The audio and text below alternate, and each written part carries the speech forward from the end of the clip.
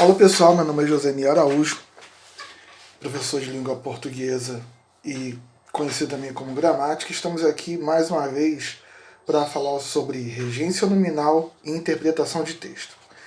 Então vamos lá. Na aula passada a gente pediu para que vocês fizessem as páginas 19 a 23. E é isso que a gente vai corrigir agora. Lembrando que é de interpretação de texto, vai tentar desenvolver da melhor maneira possível para que vocês consigam compreender a resolução. Mas claro, quando a resposta é literal, não tem muito o que dizer. Né? Na página 19, você tem lá o texto Partidos Políticos, Origem da Desconfiança, a Consolidação da Democracia. Aí você tem lá as lacunas para poder preencher com a preposição adequada. Né? Lembrando que regência nominal é a determinação que um termo tem para exigir a presença de outro. E esse termo com ou sem preposição. Ok? Então vamos lá. Número 1.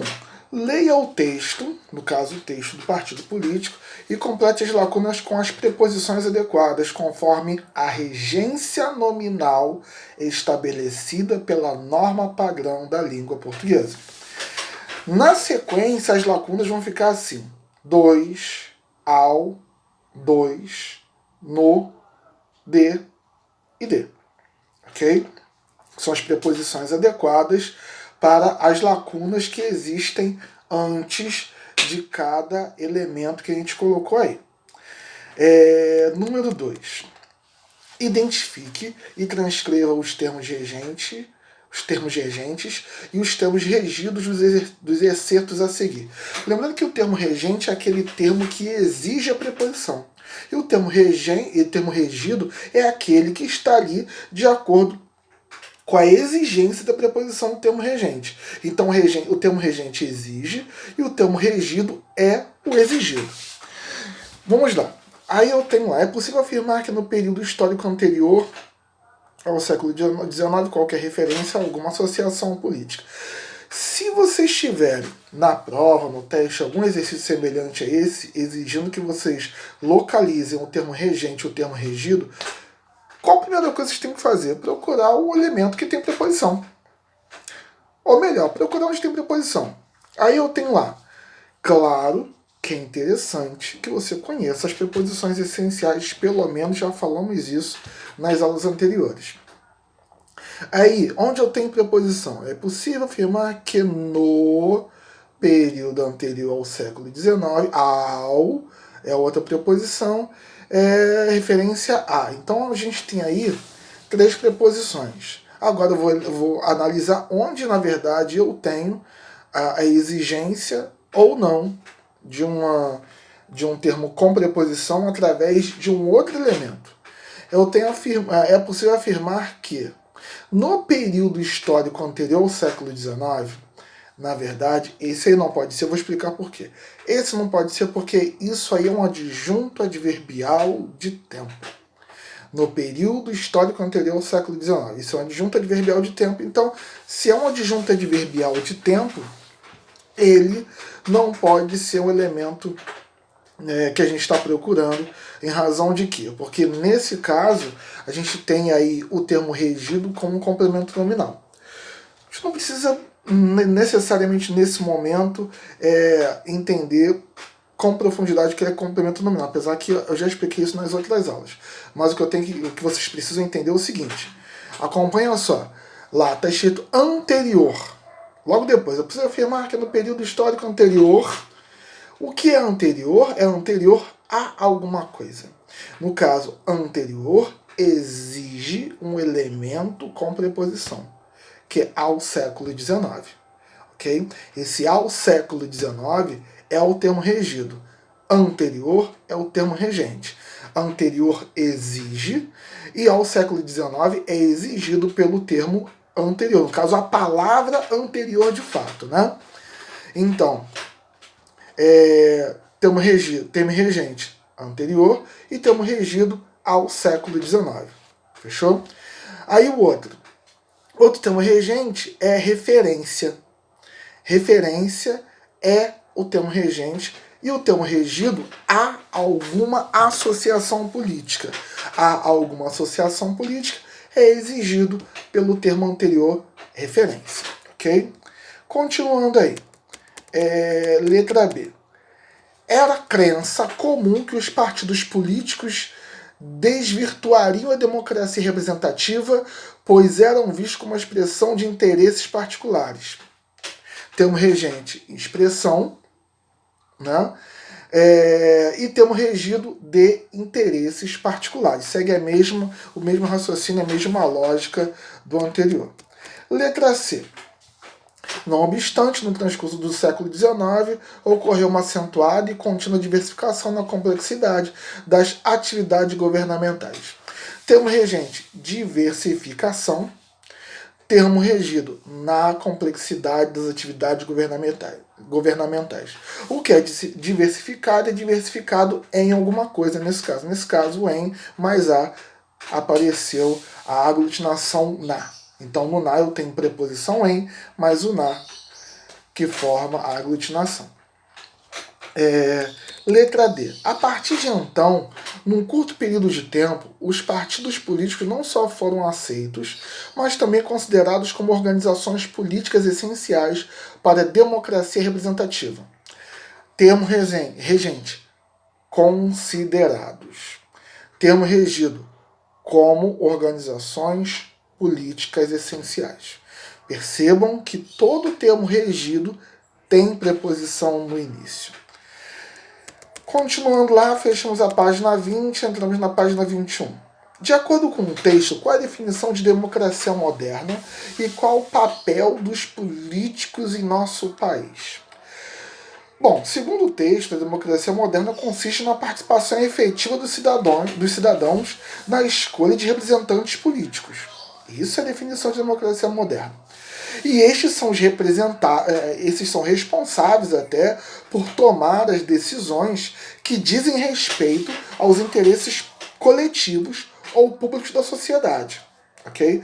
Então, segundo o texto, a gente tem que falar sempre segundo o texto, segundo o texto, a democracia moderna consiste na participação efetiva dos cidadãos.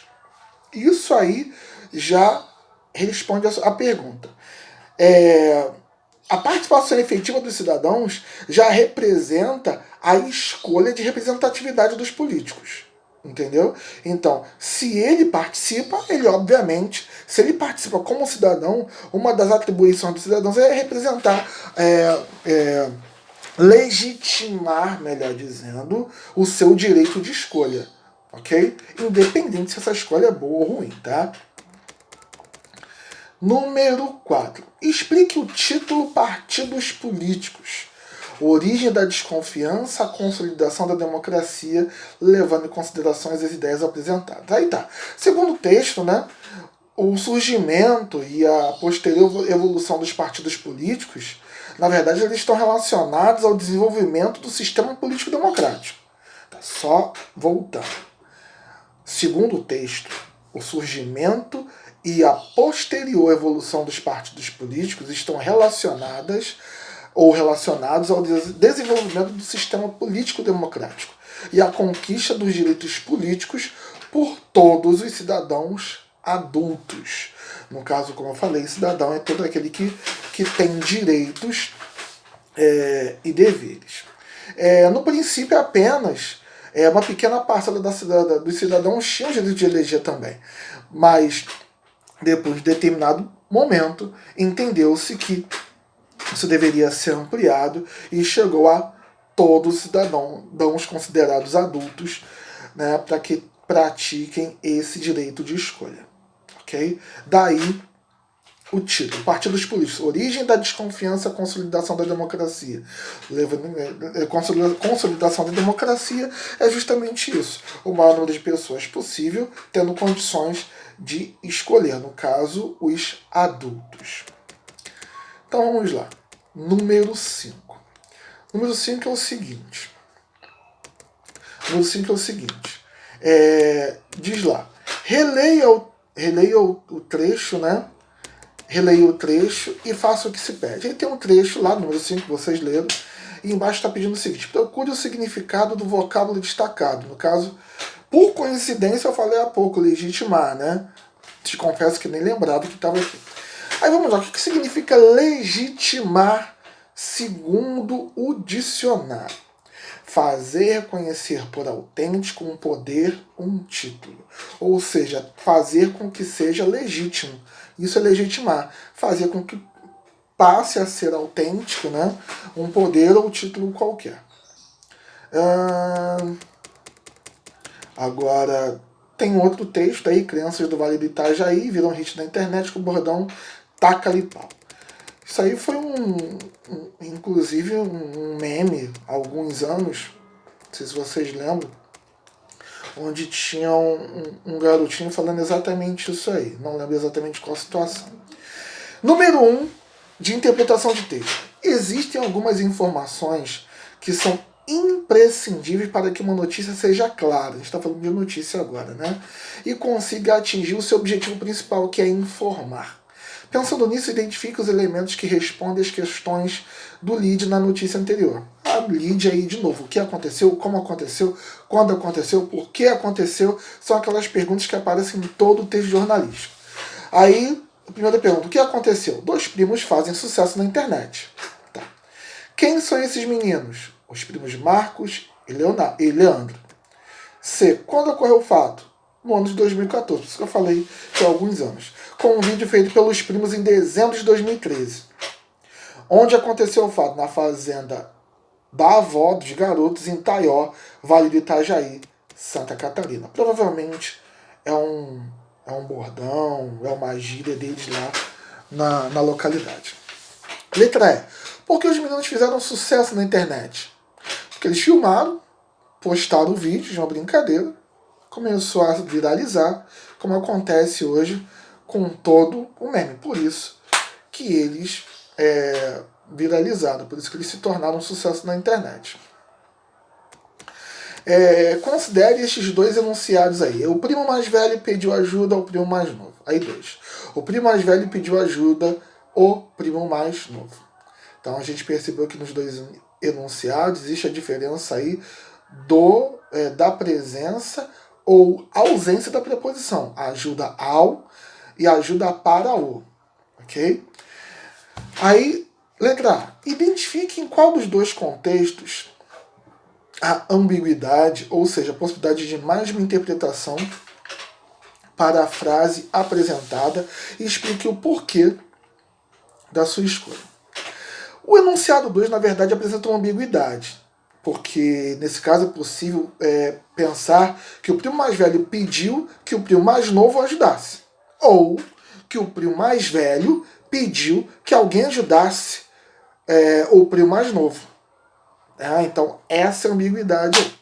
No enunciado 1, é possível depreender apenas que o mais velho pediu o primo mais novo que ajudasse a ele, né? Não existe outra possibilidade de entendimento. Só repetindo. No texto 1, no enunciado 1, é possível depreender, é possível entender apenas que o primo mais velho pediu ao primo mais novo que o ajudasse. É só isso que você consegue entender. Todo mundo lembra que é ambiguidade. Na ambiguidade é quando você tem um duplo sentido, como a gente acabou de ler lá. Letra B. No enunciado apontado como ambíguo, identifique nos 2 sentidos possíveis a função sintática dos termos que provocam ambiguidade. No primeiro sentido do enunciado, 2, ajuda é objeto direto do verbo pedir. O que é objeto direto? Objeto direto é o complemento verbal do termo, no caso, um verbo que precisa de um complemento sem auxílio de preposição. Objeto direto. No caso aí, o verbo pedir, né? Quem pede alguma coisa a alguém. E para o primo mais novo, é objeto indireto do verbo pedir, porque no caso existe uma preposição para. No caso, a gente lembrando que sintaxe é a função dos elementos. No segundo sentido do enunciado 2, ajuda para o primo mais novo é objeto direto do verbo pedir. E para o primo mais novo é complemento nominal do substantivo ajuda. Então aí a gente entendeu a função sintática de cada elemento aí dentro da sua ambiguidade. Depois a gente tem aí um texto que fala sobre notícia, entende em Gênesis e tudo mais. Fechamos aí a página 23, aí depois a gente entra depois com notícia, enfim. E depois a gente vai fechar o capítulo 1, né? Porque a gente tem lá a notícia, tem o texto,